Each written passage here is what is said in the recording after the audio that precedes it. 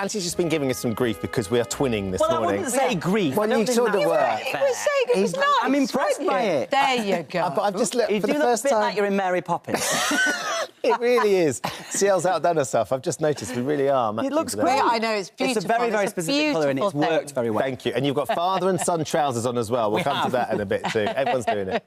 Right, you better carry on now. Yes, I've interrupted in the middle of it. Yes. Let's get a little bit more serious because obviously Coronation Street, we know, are well known for tackling hard-hitting themes. The latest storyline about bullying and knife crime is no exception. Father and son duo Sean Tully and Dylan Wilson are currently dealing with the fallout of Dylan's behaviour. And Anthony Cotton and Liam McCheyne are here this morning. We've got a little clip for you before we have a chat. If you don't want any spoilers ahead of next week's episode, turn away now. Look, I just want the best for you, oh son of mine. And hopefully, you might even learn from all this. Go on to bigger and better things. Onwards and upwards.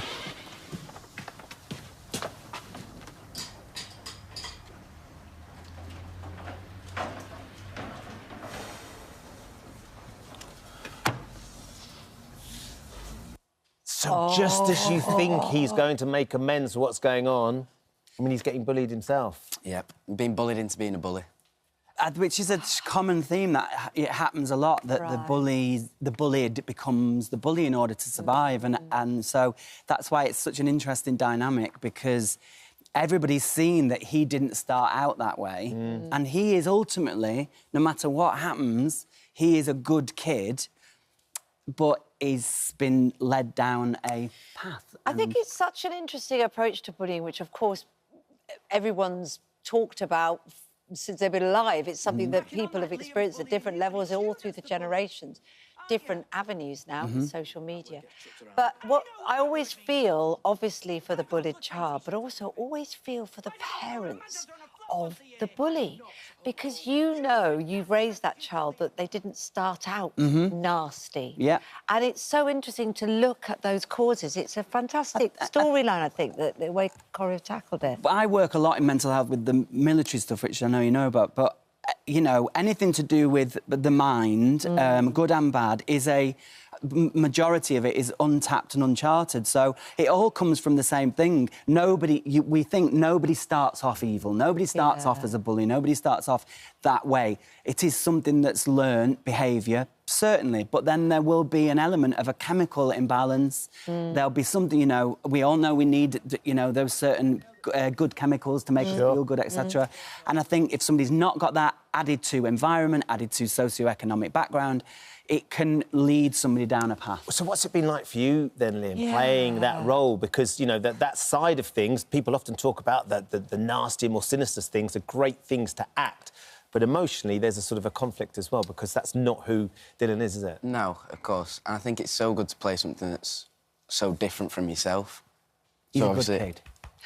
He says quickly. So if, you know, if I had a friend that was being bullied, I'd stick up for them rather than go against them. And do you know what I mean? So it's been very interesting to play, and for a storyline like this where you can really delve into your character and say, well, why is this happening?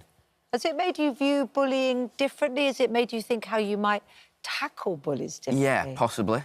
I think Dylan's a very troubled character himself. He's had a lot of adverse childhood experiences with, obviously, his parents not being together and not being accessible. Living in separate cities. Living in separate cities. Got bullied in London for his dad being gay, then coming up to Manchester. And that's been, again, like I said, being bullied into being a bully. So it's not been an easy ride at all. But all three of the characters have their own issues. I think, Anthony, that speech that your character makes about the bullies as well was incredibly powerful. The point that you saw the homophobic messages on Dylan's phone, and of course he's got a gay father. I mean, how was that for you to do? It was very well written, and also because I love him, and I've known him and his twin brother since they were babes in arms. I've known them all their lives mostly, and it was in the Grimshaw's set, and so it's where my home is. I've been there nearly 21 years. Well, this year, 21 years. So actually, when I did that speech, it was really well written, and weirdly, it's the one thing that everybody's been sent me messages about, that scene. And when I did it, I burst out crying. Really?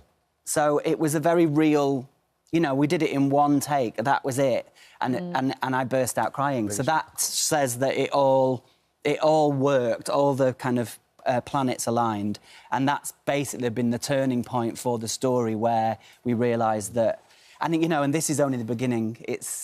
We're telling a story about knife crime. That's where it's going to go. Weirdly, this has all been plotted out 6 months ago and written a long time ago. And only a few weeks ago was the new Act in Parliament with the sentencing for zombie knives. Yes. That's all happened. We're months. So that's coincidence, really, because it was 6 months ago that was planned. So it's obviously an important story to tell.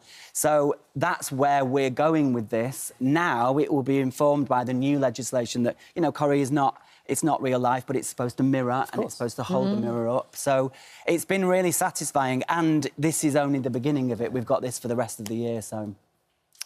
Very quick word, excuse me, about artificial intelligence before we... Yes. What this subject. What do you think of it? I'd rather try and get free train travel for our armed forces personnel as a subject. I mean, do you think the genie's out the bottle? Do you think you'll be performing plots AI have generated anytime soon? Well, maybe we're too old, really. And it's Liam that we've got to be talking to, really. Because I mean, you're tapped in, you're the younger generation. Are you all over ChatGPT? He's like a little old man. Yeah, very true. I'm a lot behind technology, to be honest. I don't believe that for a minute. It is a generational thing, isn't it? But I think everything nowadays, we're just being made to be feared of everything. This is the latest thing, like, you should be frightened.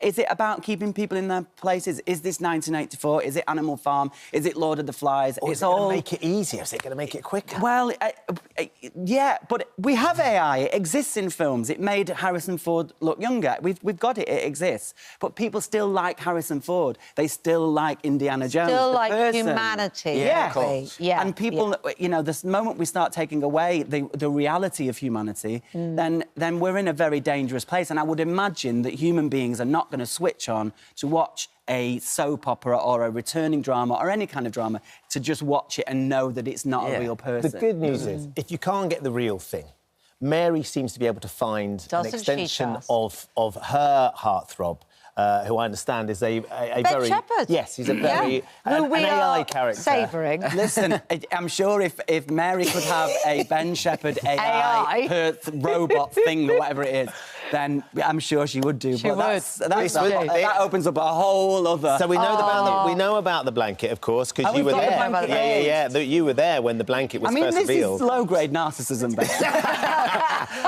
You're just feeding... If I don't do it myself, no one will. There's a cushion now. There's a cushion. There's a whole lot there. She's extending the merch. Valentine's Day. It was. Have we got the clip? This is what she said. This is what she was doing Valentine's Day. OK, we've moved it up. This is high-grade narcissism right, now. I'm off. A second. Another lonely Valentine's evening watching Bridget Jones. Eating a box of chocolates for one and crying into my Ben Shephard cushion. We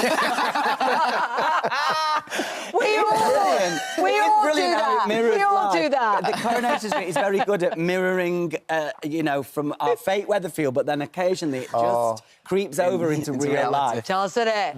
We're all going to be doing that on Good Morning Britain tomorrow. Anthony and I, we were trying to engineer Sean and Mary coming down and being on an episode of Tipping Point, but actually her being on... And we couldn't get it done, and then I was robbed in the end. Yeah, when you came on for real and it didn't work. I was fuming. Anyway, but yeah, we wanted to have a crossover of the two worlds so that Mary and Sean did catchphrase. No, don't do catchphrase, Tipping Point. Sorry, Tipping Point.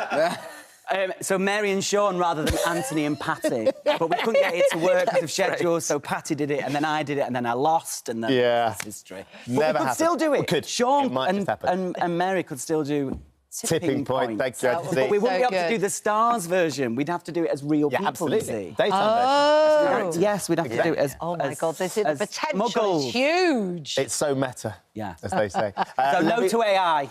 And yes, can we please get some free rail travel for our armed forces, please? There you go. Anything else you'd like to request, Liam? Nope. No. You survived. We survived. This is his Tell first you live what. telly interview. Oh, well, you've been fantastic. We'll get you a croissant. How about that? Liam, and lovely to meet you. Thank you for coming in. Very good. The storyline is fantastic. You're both doing a very cracking job as ever. It's great to see you. Thanks, Anthony. Thank you.